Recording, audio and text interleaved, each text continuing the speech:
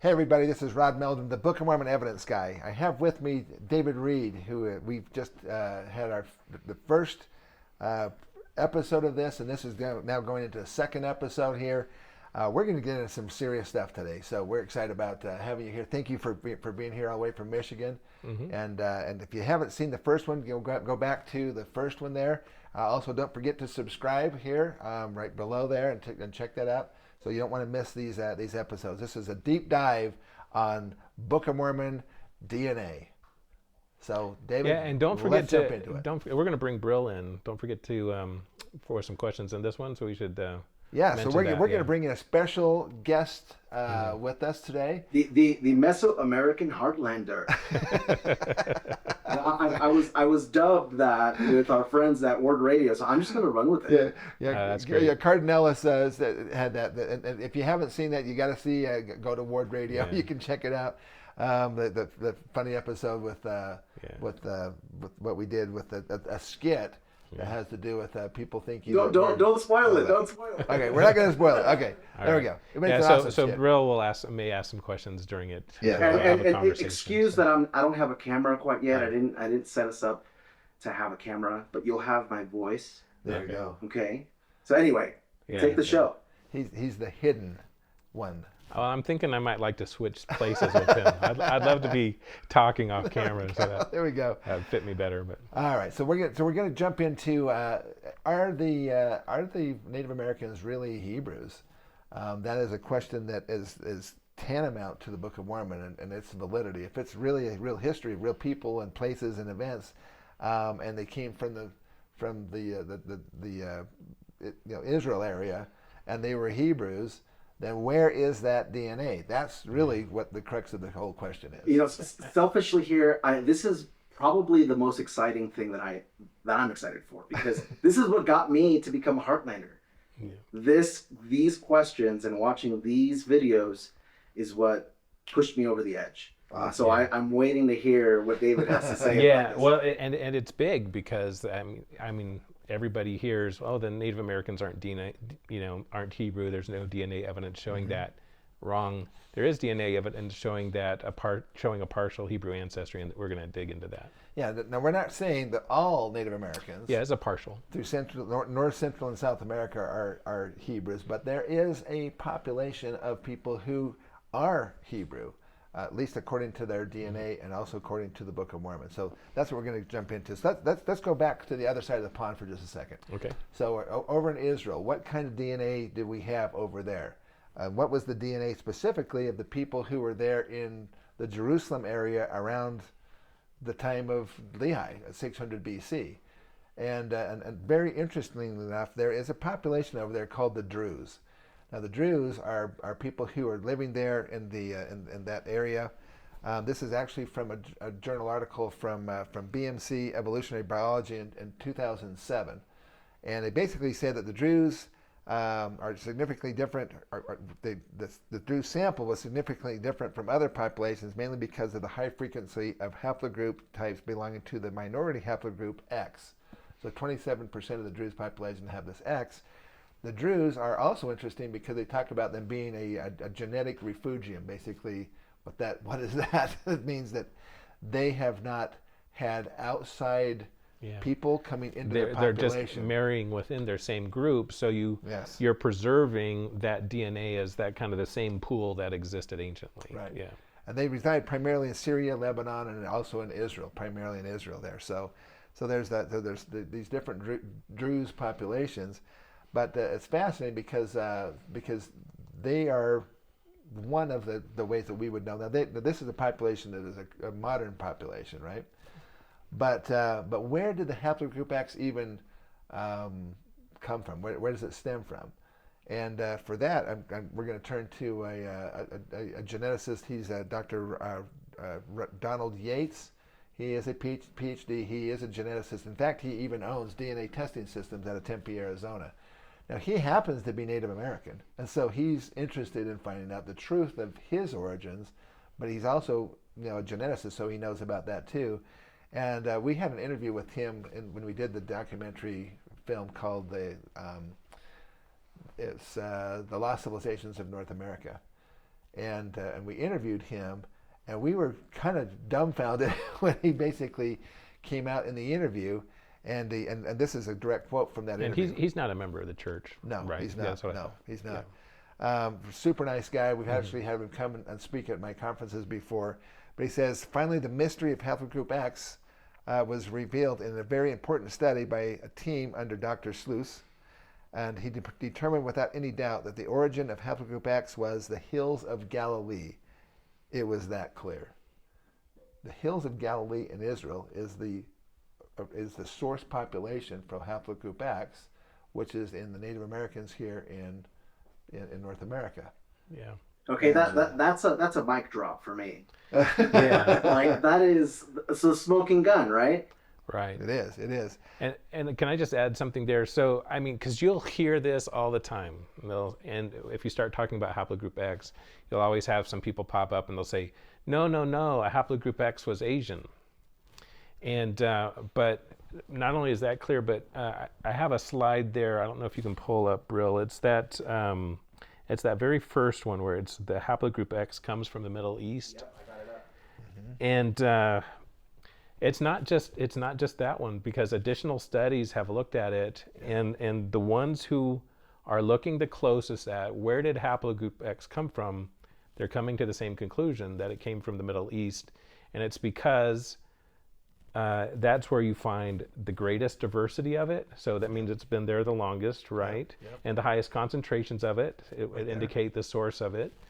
And not only that, but when you look at the Native Americans and their closest relative, it's in the Middle East. So to me it's really clear. And so I'm hoping that people will Understand like Brill said, see the significance of it, because it is big. David, can you explain to me Sure. about there's no support to a Beringian route?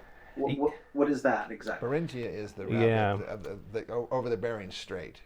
Right. Beringia. Yes. Yeah, so as you probably know, the mainstream theory for how the Native Americans came over is they came over from Asia across the land bridge. That's the Beringian origin. But when they looked at haplogroup X, what they're seeing is they're not finding that. They did not find it anywhere along that path. And so it's like it was there in the Middle East. We find it in a few other places, but how did it get from the Middle East to here? And that's what we're saying is they don't see any evidence supporting that Beringian theory, that traditional theory for haplogroup X. And so the question is, how does it get here? And of course, we know that it was by ship, by ocean. Exactly. And so I guess that's where that question comes from. It's like where did the Asians come from, right? Yeah.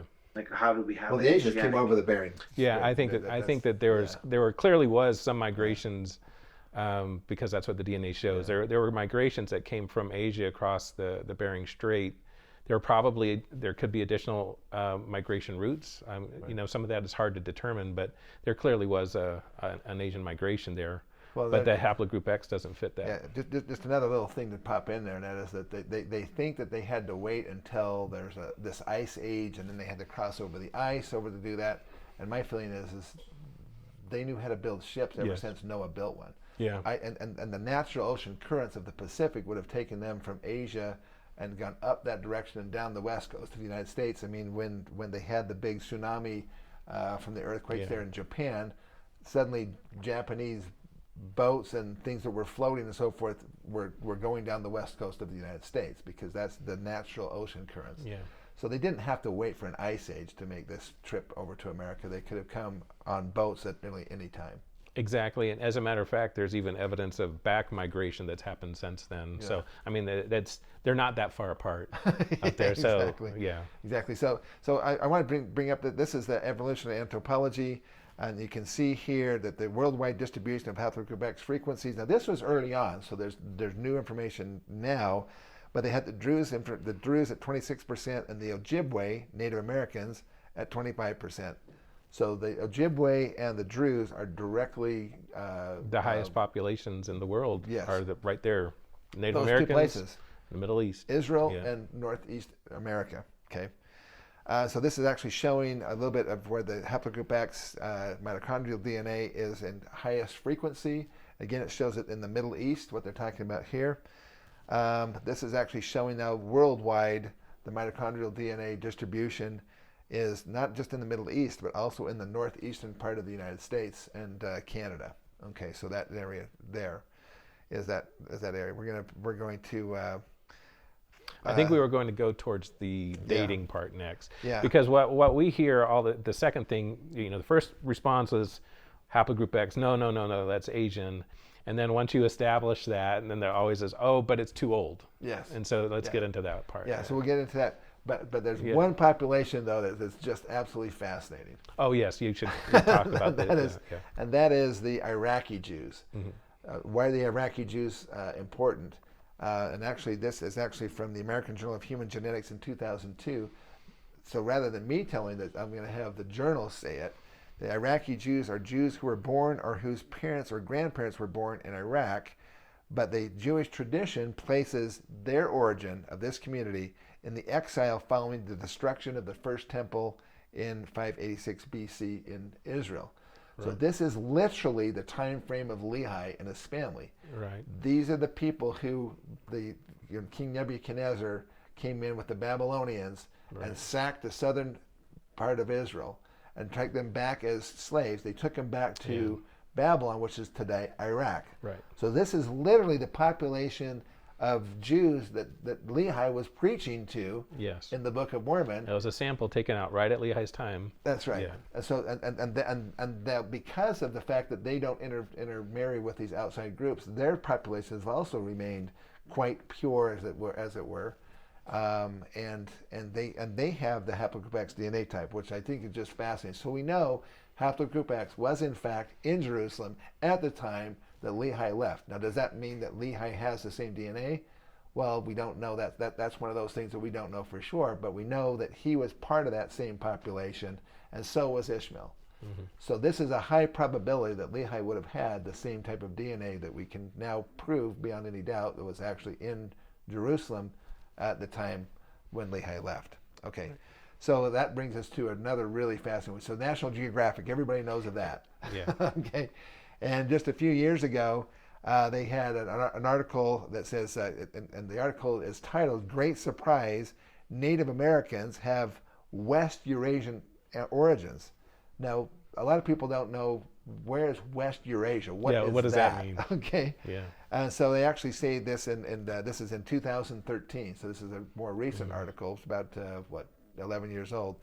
That says that nearly 1/3 of Native American genes come from the West Eurasian people who are linked to the Middle East and Europe. Yeah. Rather than entirely from East Asians, as has been previously thought, according to this newly sequenced genome. So they're literally saying the Middle East is the source population for Native Americans. Yeah. So do Native Americans have Hebrew DNA? Yeah, in part. That's what it's saying. At least yeah, this group and does. so this, as again, this is not saying that all the entire ancestry is 100% Hebrew, right. But what it's saying is that, like they said, up to 1/3 of the ancestry looks like it didn't come through Asia, which we would think of as that Beringian origin, and could come from somewhere else that like fits the Book of Mormon narrative. Exactly. So let's just hop into the elephant in the room here. Yeah. Okay, and that is, what's the dating?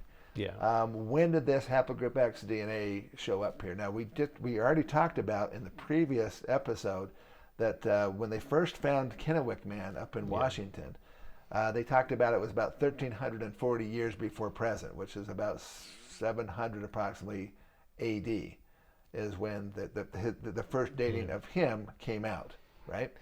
But then here is some additional dating that's going on with this Haplogroup X DNA. So in 2003, the American Journal of Human Genetics says that the sequence variation, and this is pretty complicated. So well, can I just interrupt on that? So I think so. There's two ways they do the dating. One is with like the carbon dating, and then the other is with they call it the molecular clock, and they estimate dating that way. Yeah. And so when we hear it's Haplogroup X is too old, it was before the Native Americans, they usually use one of those two arguments. If it's the carbon dating one, they'll talk about Kennewick Man and say he was 9,000 years ago. Mm-hmm. And if it's the molecular clock or the estimated migration dates, then they're using that. And this is what that is. When they talk about 17,000, 16,000 years ago. That's all a molecular clock evolution-based estimate that we'll talk about.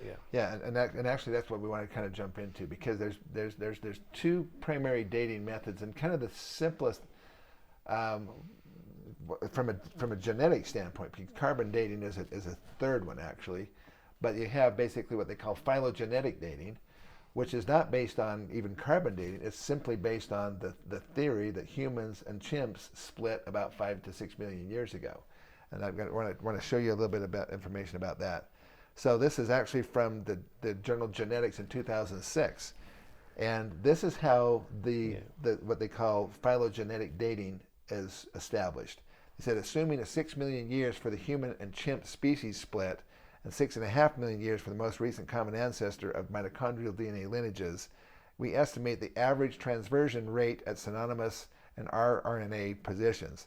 What that basically means is, if you take the genome of the great apes, basically the chimpanzees and humans, it takes a certain number of mutations between the two to differentiate between them. If you take that number of mutations and you divide it by the number of years it is thought, assumed by evolutionary information, that humans that split from chimps, okay, which is about 6 million years, then all you have to do is simply just take the number of mutations, the number of years, divide by the number of mutations. It gives you an average number of mutations per 1,000 years, per whatever. In this particular case, it works out to about one mutation every 6,764 years on average. So the equivalent of one mutation accumulation in that time frame. So about every 6,700 years, you'd have one mutation, and over the course of 6 million years, that would be enough mutations to differentiate between humans and chimps. So this is the foundational basis of phylogenetics, okay, phylogenetic dating. Interesting thing is that they had a study that, so this gives you very, very long time frames. For example, here in the journal Nature, they said that these mitochondrial DNA stem from one woman postulated to have lived in about 200,000 years ago in Africa. So they're saying all current humans came from one woman who were about 200,000 years ago. Called mitochondrial Eve. They're kind of almost mocking the Bible, the biblical Eve there about that. But so that's the dating that is how that's derived from that. So the modern human origins theory is that everybody came from Africa and then spread into the Americas. But if the gospel of Jesus Christ is right, the restored gospel, then we know that Adam and Eve were here, and then so this is actually opposite. Actually, all humans stemmed from here in America and then went over into the old world. So that goes directly against the science part of it. We don't want to jump into that but too deeply, but bottom line is that so they decided that in order to establish a real baseline, because you can't have science that's 100% based on a theory, because nobody was back there 6 million years ago and nobody saw this transition happening. So what can we find out about this today? So what they did is what they call mother-grandmother pairs. So they have grandma, and she has her DNA sequenced, and then they have her daughter and then her granddaughter sequenced, and see if there's any change in the mitochondrial DNA from grandma to granddaughter. And 99% of the time, there's no change. But every now and again, somewhere in those two generations, the DNA got a mutation. Something changed. And so granddaughters is not exactly the same as grandmothers. And that would be considered a mutation event, okay? And what they thought is that, well, based on the long time frames, these mutations are incredibly rare. They don't happen very often. So the Parsons study was a really important one, where they actually did, this would be one generation or one pair, and they did that times 10,000 pairs, approximately. So they had all of these mother-grandmother pairs, and then they sequenced their DNA, and they found out that the amount of actual change was 26 times higher than what the theoretical rate gives. So in other words, there's way more genetic diversity happening over a shorter period of time, and all of a sudden it created quite a quandary, quite a problem in the genetics field, because we have geneticists saying, well, if we apply the theoretical rate, we get these huge time frames, but if we apply the rate that's actually observed in real human beings, it's 26 times faster. And this is really fascinating, because it talks about this. This is the Parsons study. What does this mean? The phylogenetic dating is about 0.025 mutations per site per 1 million years, but the pedigree dating is 2.5 mutations per site per million years, which is 100 times faster, right? There's a maximum discrepancy of 2 orders of magnitude, or 100 times faster rate of mutation between the 2 primary dating methods. And a phylogenetic DNA dating estimate of 200,000 years, for example, could be as low as only 2,000 years if you use the actual pedigree dating. And this was shown then in a couple of articles back in 1997 when they first started doing this. This is from the journal Trends in Ecology and Evolution. And they actually said that if you used such a high mutation rate, it would indicate that Eve, they're talking about mitochondrial Eve here, but it's funny that they call her Eve, okay, lived about, guess what, 6,500 years ago. A figure that's clearly incompatible with current theories on human origins. I emphasize theories because that is the theoretical dating. This is based on the actual pedigree dating, the observed actual rate. Yeah.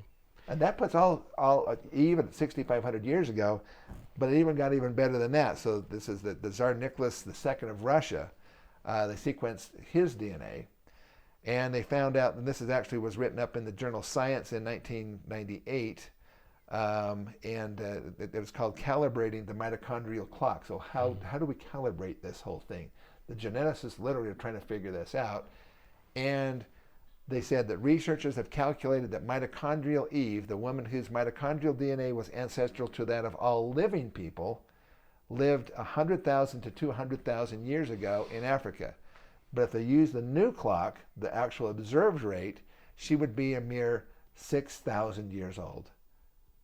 But no one thinks that's the case. They're calling you a no one, Rob.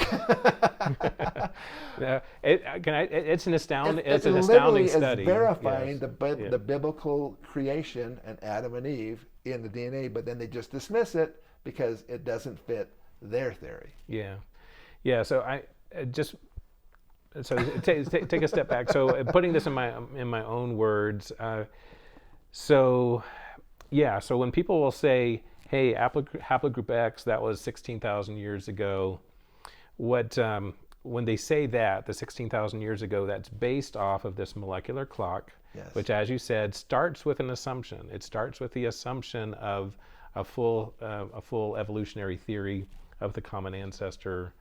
With the apes, and they say, okay, here's the number of mutations that it would take between the two, and then they say, okay, we figured that was this many millions of years ago, and so they sort of used that to estimate or project or guess what a mutation rate would be. And then when they take that mutation rate, when they look at the Native Americans, they say, okay, with this, if this is the mutation rate, then that looks like that would be 16,000 years ago or whatever it is. But you have to realize that that's an assumption based on a mutation rate. And when they've, as Rod shows, when they stumbled on this, and it's like, wait a second, the actual mutation rates, when you actually test it, don't go by the theory, don't go by the estimate, go by an actual test it. It was much faster. And I'll just note that I have one other slide, Brill, on this one. While you find that, I'll just mention go ahead. quick thing, and that is that the mutation rate becomes really the critical aspect of this. Yes. And so when they couldn't reconcile the 6 million years assumed that we split off from chimps about 6 million years ago, when they couldn't reconcile that with the current rate, they said, well, what happened was they're trying to cope with is that way back when the mutation rate was way slower, and very much slower, and it's been accelerating to what we see today, which is a potential explanation. But the problem is that nobody was back there to see that. That is a complete pulling out of the clouds. And there are a couple other theories too, where they've done to try to make it fit, Yeah. make it fit the assumptions, assuming that, some mutations happen, don't stick, and things like that. Yeah, But yeah. it's the molecular clock problems, which was the fourth slide I I had was there. about to ask you a question on that. I'm like, well, here you mentioned that mutations do happen much faster, and you got some sources there. Yeah, and so anyway, there have been additional pedigree type studies since then, Yes. and some Parsons was clear back yeah, in like and 2000. yeah, they did not or 8. find the quite as high. They didn't, but they did find Parsons higher. So like there was one, and we'll put on the screen there in case people are interested in the peer-reviewed journals that found this. One found a mutation rate 7 times faster than projected. One found a mutation rate 10 times faster. Do you know but about how many people were involved in it? No, I don't remember the Parsons details study of was that so one. important because it was so many. It had a high statistical probability. Yeah. So, but at any rate, the point is that there have been multiple studies since then, sort of authenticating and confirming that the pedigree rates, the actual mutation rates, are much faster than were assumed, which means that those migration dates weren't as far back as assumed. Yeah. Yeah. So they weren't actually before Adam and Eve. Right. Yeah. Okay. All right. So this is actually in 2005 they began to question the whole phylogenetic dating thing, because they actually said here, it says this means that the care must be taken when using mitochondrial DNA to date phylogenetic events, as the underlying assumption of neutral clock-like evolution may not hold. See, the evolutionary idea is that it just continues on at the same rate all the time. And both of those, by the way, are false, right? So Right. So mutations are random. It's not clock-like, Yes, right? exactly. But they have to assume it is so that they can project the dates going back. So we'll assume that it's clock-like to make a clock out of it. And then the neutral assumption is sort of assuming that God has no part of mutations or anything involved. Right, right? exactly. Yeah. So that basically there's just this huge disparity. So I found some really fascinating articles where the geneticists were literally arguing back and forth against each other as to which rate they were going to use when they're doing phylogenetic studies, and specifically population movement studies. Because if they use one, it could be 100 times different than the other one, and so they're arguing back and forth. This is the American Journal of Human Genetics in 2004. The effective mutation rate of Y chromosome short tandem repeats with application to human population divergence times. So there you go. It's a mouthful of that. But it's basically saying they found a striking difference between the evolutionary estimate and the pedigree estimate. Right. So that's just verifying that. It says it's unclear which rate should be used for evolutionary studies. We need to know those mutations that are involved in differences between lineages or populations. There's an inappropriate choice of the mutation rate value may produce a tenfold deviation from the true age of the population events. And the discordance between the two kinds of estimates needs to be addressed. And so that's what they're arguing back and forth.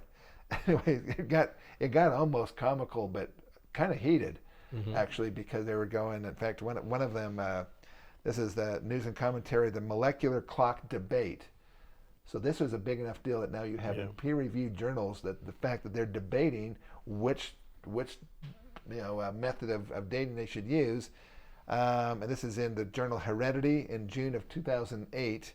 It says, first, there's a steady accumulation of reports that mitochondrial DNA does not evolve in a clock-like manner.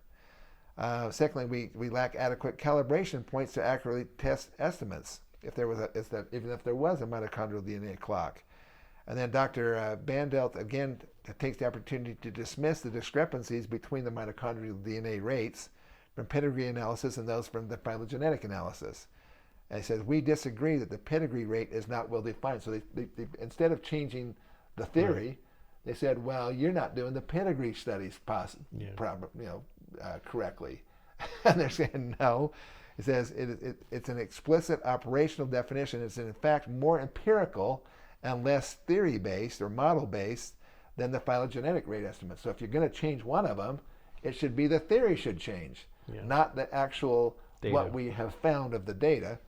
And then it even got down to, he says, the substantiated charge that pedigree analysis seems to suffer from ascertainment bias and sequence errors. We cannot find evidence for either of these issues to be raised. And then he finally says, our analysis confirmed the pedigree rate was less than one set of phylogenetic rates by an order of magnitude, And the problem that the phylogenetic rate estimates may vary widely is something that we have to be very concerned about. And then Right. I love this last statement. I'm going to mention that this is actually in the peer-reviewed article. It says the pedigree rate of substitution is significantly less than the molecular rate of mitochondrial DNA mutation, but greater than the zone of phylogenetic rate estimates. Why would there be any difference between the rate estimates if there's a mitochondrial DNA molecular clock? It says when it comes down to mitochondrial DNA, one should not use a sundial for a stopwatch. Yeah. So essentially saying that the molecular clock was about as effective as a sundial. Yeah. Yeah. In trying to Yeah. understand To understand the times and dates. Yeah. Exactly. So So- it was fascinating. So after this happened, then actually you have the Scientific American. They come out and said, well, the DNA studies haven't worked out quite like we had hoped. So we're back to the bones. Let's go back to the geology and that stuff because that gives us the old dates that we're looking for. Right, and that's where we then get to the second argument for saying that Haplogroup X came too long ago, and they get to the carbon dating. Is that right if I talk about Kennewick Man then briefly? Okay, let's jump right into that. That's such an important one. Yeah, so as you know, that's the current main attack with Haplogroup X. They'll talk about the molecular clock, but then they'll also talk about Kennewick Man. I mentioned him in the prior video before this, but since it's you may not have seen that one, I'll go ahead and show it. So Kennewick Man was a Native American skeleton found in Washington State along the Columbia River. His body had washed out along the river bank. A remarkably well-preserved skeleton, and so he's been extremely well studied because the skeleton was so well preserved, and there's a lot of scientific information on him. He tested as Haplogroup X, so he tested as this DNA that we've talked about that fits a potential Middle Eastern origin. And here on this cover, this was a recreation done by the Smithsonian based on the skeleton. And he doesn't even look he doesn't look at all Asian. I mean, he looks European. Right, and so actually that was part of what triggered a big dispute. So when he was found, some of the people that saw him was like, well, this must be a settler, right? This can't be old. And so there was a dispute as to whether he was really Native American or not. And so also in the U.S., the laws are with the Native American graves, Repatriation Act, something like that. Yeah. So if it's a Native American skeleton, then they have to get the Native American tribes that may associate or may relate to that to get permission to do studies. Otherwise, they have to be reburied. So, but because he looked different, and there was this dispute as to whether he was really Native American or not, the scientists used the dispute in the meantime to do all the studying that they could. So it was kind of a race against the clock to get all the studies done that they could before the skeleton was reburied. And at this point, he's been reburied, so there's no more testing, other than I think there's some samples that of the bones that's still left, but nevertheless, the time for studying him has passed.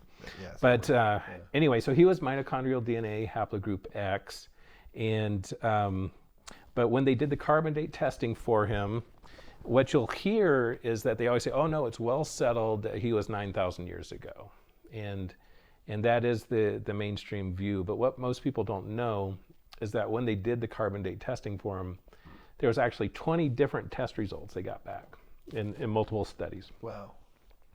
And a handful of those actually fit Book of Mormon time frames. So some of them fit an older date, most fit an older date. Some of them fit the Book of Mormon time frame, looking at sort of a 2,200 to 2,400 years ago type date for him. So 200 to 400 BC type range.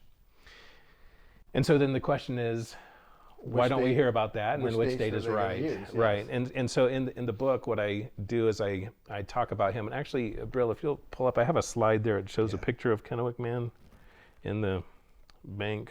Okay, while you're getting that, I'll just say that in working with Dean Sessions on the Universal Model, we found a very interesting situation where they had carbon dated some rats down in New Zealand. And they found out that if they carbon dated the skin or the fur of the rat versus the internal organs of the rat, they were getting 5 or 6 different dates. Yes. And some of the dates were actually um, showing that the rat lived like 400 years into the future Yes. because of the carbon dating to carbon 12, carbon 13, basically rates were so high in its liver. I think it was specifically the liver was gaining more of that, and so it depended on which part of the rat you were actually carbon dating. You got pretty dramatically different things from living rats. Yes.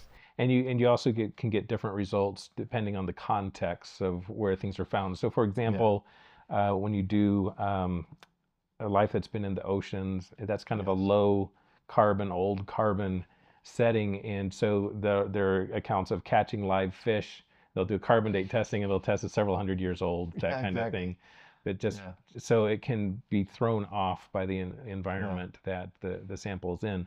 But so with Kennewick Man, they had these tests. Some are 2000 to 2400 type time frame. Yep. Most of the dates gave an older date, and then the question is, okay, so which of them fits? And so in the book, I talk about that. And my conclusion, after looking at the circumstances of his burial, the sampling of the context that he was in, to me, it's a clear example of artificial aging. So the Columbia River at that time was glacial meltwater. So the glaciers would melt, and it would feed that water going down. That's very low carbon, old water. Okay, right. And so that water may have been there for 1,000 years. Exactly, exactly. So and his body washed out, and they do the carbon testing for him. So when they tested because in addition to testing his skeleton, they also carbon tested some of the sediments that was around in the context of his burial. Okay. And when they tested that, the majority of the tests produced impossibly old dates. And when I say impossibly old, meaning that they were testing as over 10,000 years ago, which was older than stuff that was underneath them in the soil profile. What can happen in a riverbed because it's moving different deposits and depositing older stuff on top of newer things and so if forth. It's a turbulent thing, that it can, but here it wasn't. You had the clear layers, and including you had a distinct volcanic ash event. Okay. Yeah. And so you had a distinct layer there. So for example, there was one volcanic ash layer that they had dated at 6,000 some years ago. Substantially underneath that, there was another volcanic ash layer that they had dated at 11,000 years or so ago. And so Kennewick Man had been in between those two ash layers, closer to the upper one. Mm-hmm. And when they had tested the sediments there, some of those sediments that have to be between the 6,000 and 11,000, this is using their dates, right? Right. So it has to be between the 6,000 and 11,000-year-old volcanic ash layers, mm-hmm. and it has to be closer to the 6,000 at... Right, the younger. Right.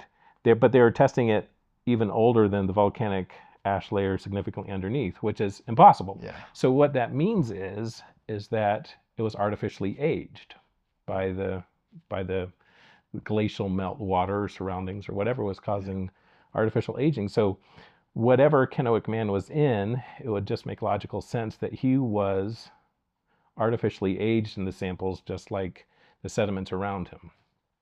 There's one other thing too that points to a more recent, between the two, because like I said, and it shows in the picture, he was just underneath a volcanic ash layer.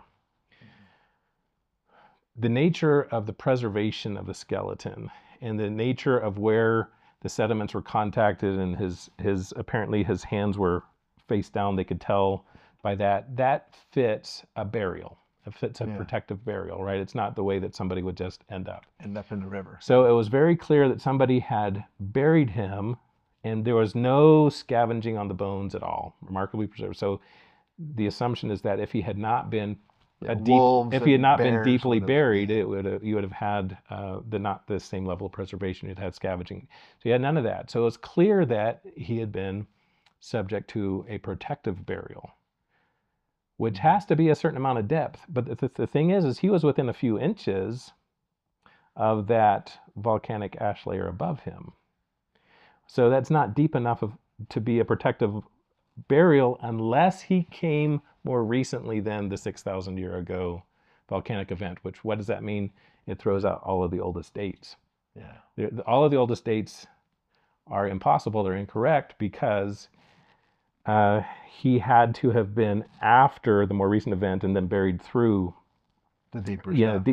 to have that protective So burial. they dug down into the Right. into the older material. Yes. And there's one little test on that you can also do. So if I figured, okay, so if he was buried down through that volcanic ash layer, which is my theory, then is there the possibility that some of that volcanic ash would be on the skeleton? Because if he was as old as they say, that volcanic ash event was, thousands of years later, you wouldn't have any of that volcanic ash on the skeleton. Yeah. There was some of that volcanic ash called tephra. It's a residue from that volcanic layer was found attached to part of the bone. So to me, that proves that he is more recent than is said. It proves, and so if you take those carbon dates and if you toss out the oldest ones that are older than that volcanic ash layer, it's consistent with the Book of Mormon. It's just that there's a misunderstanding of his actual dating. That's my opinion. Yeah, and that's such an important part of this whole thing, because the dating, if you just use when they originally were saying that Haplogroup X showed up here in the Americas, about 12,000 years ago, if you use the pedigree dating, it puts it arriving here about 2,000 years ago. Yeah. Okay, so that's right in the ballpark. Yeah. So with the dating, with some of these old dates, these really old dates, you kind of have to look at them almost like they're relative to each other as opposed to the absolute dating. Right. But so you know that relatively things are older than the others, but you don't necessarily know what the absolute dating is there. Yeah, and that's a really good point. And actually, I bring that out in my book about the relative age dating. It's done actually a lot in science, because we don't have a hard baseline to work from. So so that's another part of it.